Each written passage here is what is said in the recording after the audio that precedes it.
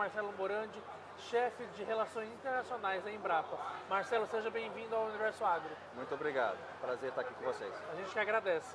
Marcelo, a primeira pergunta que eu te faço é a seguinte: a Embrapa, hoje em dia, completou 50 anos no ano passado, tem tido destaque nesses últimos anos. Eu te pergunto, como você enxerga a Embrapa hoje no agronegócio brasileiro? A Embrapa tem uma história, né, de muito sucesso, de construção, né, desses últimos 50 anos, de evolução junto com o agro.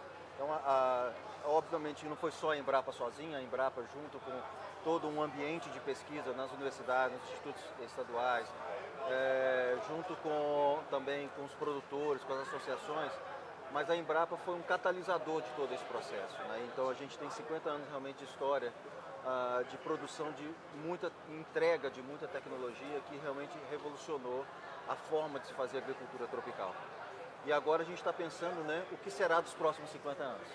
Ou seja, a gente tem que se reinventar, se repreparar, porque os desafios mudam, né? Então é natural isso. Então hoje nós temos grandes desafios pela frente, como por exemplo essa questão da agricultura digital, a questão dos insumos biológicos ou de toda a parte de biologia, né, ligado à produção agropecuária.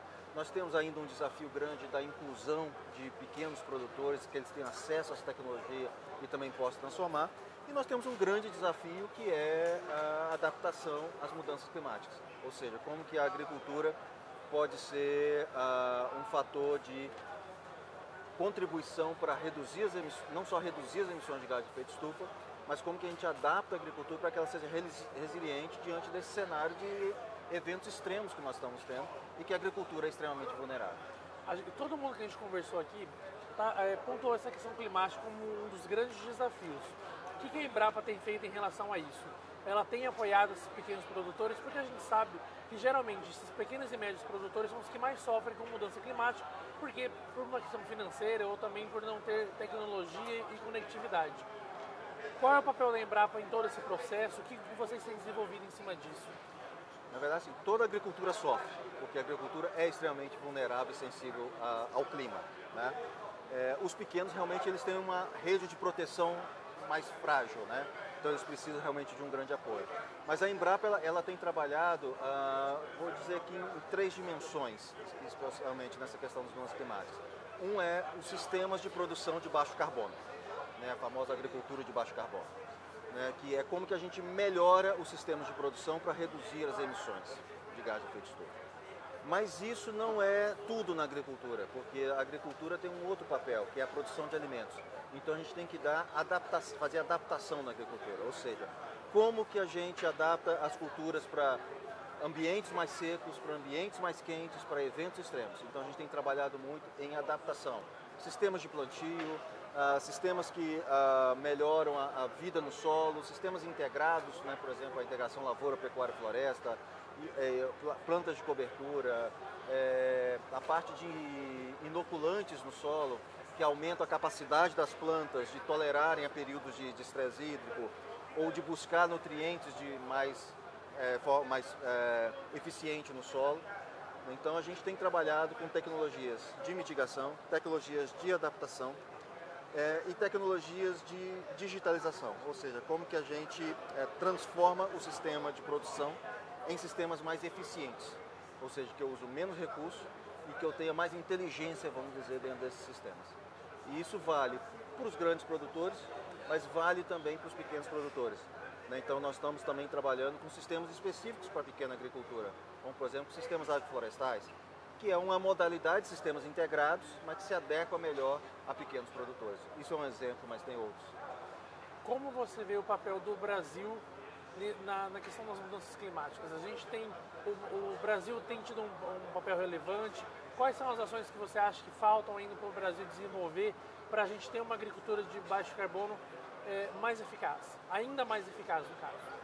O Brasil tem um papel extremamente relevante nesse ambiente global, né? E pensando em agricultura e pensando também nas questões de mudanças climáticas. O primeiro ponto é que o Brasil tem um perfil de emissões completamente diferente da maioria dos países. A maioria dos países desenvolvidos, eles têm um perfil onde os principais setores emissores é o setor de energia, transporte e indústria. Nós temos uma matriz elétrica muito renovável. né, com grande parte vindo de hidrelétrica, uma boa proporção de biomassa, de cogeração, por exemplo, né, e o setor sucroenergético tem um papel extremamente importante nesse cenário. Nós temos a questão dos biocombustíveis, que aqui já é utilizado desde o pró-álcool lá atrás. Então nós já temos a mistura de etanol, por exemplo, na gasolina, agora com a possibilidade de chegar até a 30%, o biodiesel no diesel. Então o Brasil tem um perfil completamente diferente e as nossas grandes emissões estão concentradas em mudança de uso da terra e, em segundo lugar, a agricultura. Quando a gente fala agricultura, é geral, pegando pecuária, todo o processo de produção. E nós somos um grande produtor de commodities, né, e de produtos agropecuários no mundo. Então nós temos capacidade de realmente mostrar um modelo de agricultura diferente dos países temperados. Nós estamos num clima tropical, onde nós temos, por exemplo, a possibilidade de ter a segunda safra, de ter esses sistemas integrados. Esses sistemas integrados funcionam exatamente porque a gente tem a possibilidade de ter cultivos ao longo de todo o ano. Então, essas diferenciais da agricultura tropical, eles têm quando bem feito, quando adotadas as boas práticas que a ciência nos tem trazido, tem um potencial muito grande de ser parte da solução para as mudanças climáticas. Uma agricultura mal feita, ela é parte do problema, né? Ela degrada solos, ela aumenta emissões, você tem erosão, você tem contaminação, mas uma agricultura bem feita é parte da solução, porque ela aumenta a fertilidade dos solos, aumenta a capacidade produtiva do ambiente e reduz as emissões de gases de efeito estufa. A realização da COP30 no Brasil no ano que vem, como você vê essa questão? Você acha que é o momento do Brasil mostrar o que a gente está fazendo aqui dentro? Com certeza. É um momento que está, na verdade, vindo num crescente, né? Esse ano o Brasil está na presidência do G20. O G20, então, é o grupo das 20 maiores economias do mundo. São 20 países, 19 países, na verdade, duas uniões, né, que é a União Europeia e a União Africana. Esse grupo ele representa 85% mais ou menos do PIB mundial, mais de 70% da população mundial, então, ou seja, é um grupo muito relevante.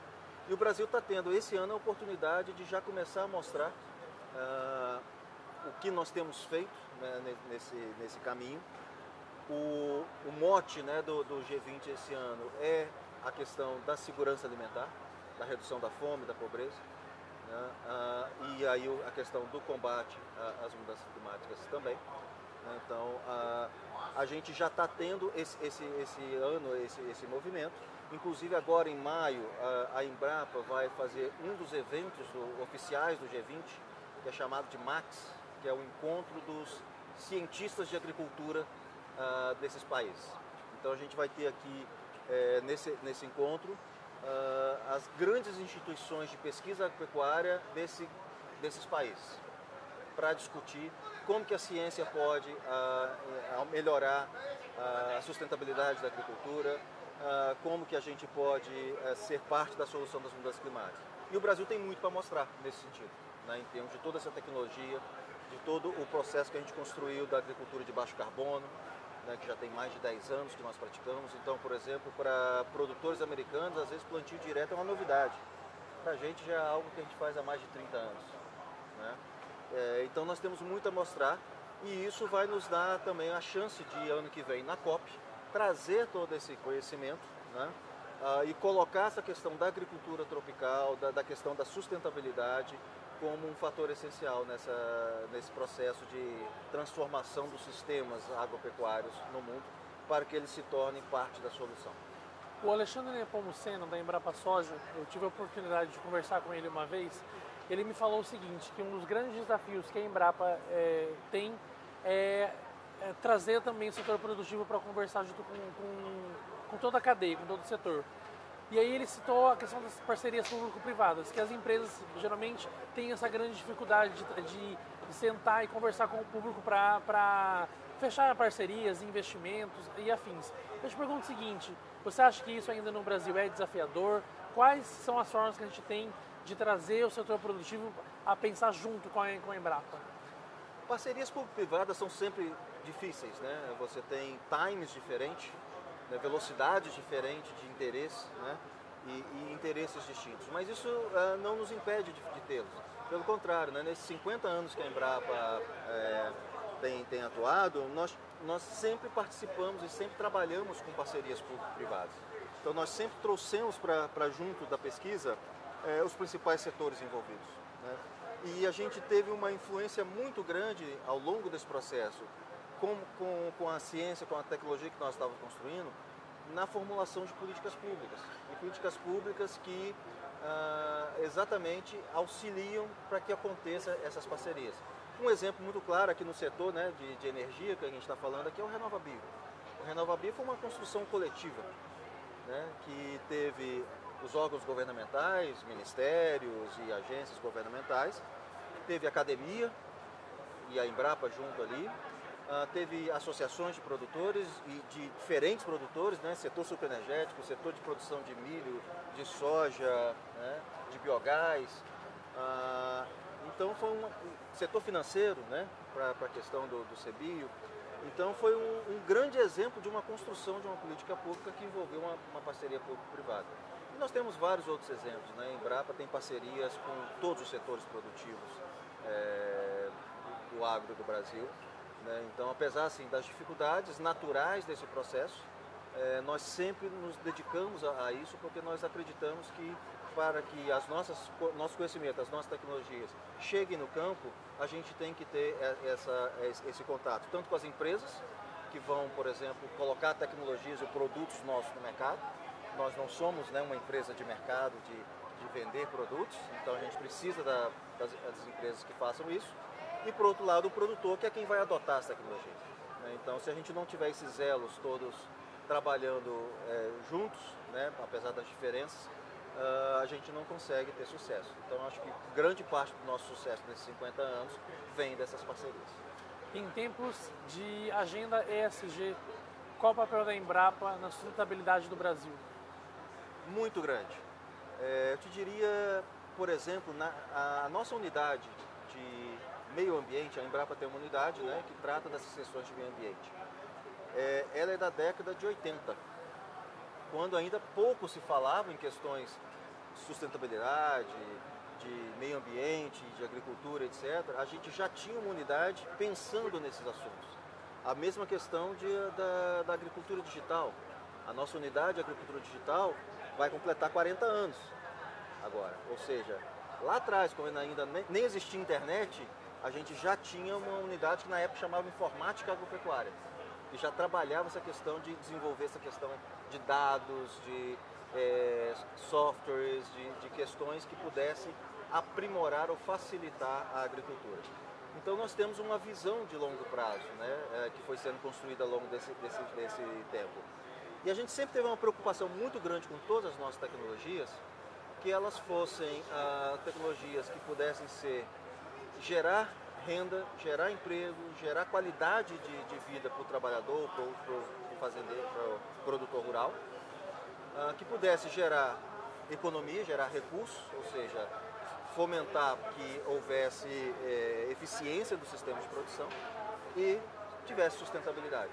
Ou seja, os três elementos do que hoje a gente chama ESG, eles já estão presentes em toda a nossa avaliação das nossas tecnologias, que a gente sempre prezou por esses elos.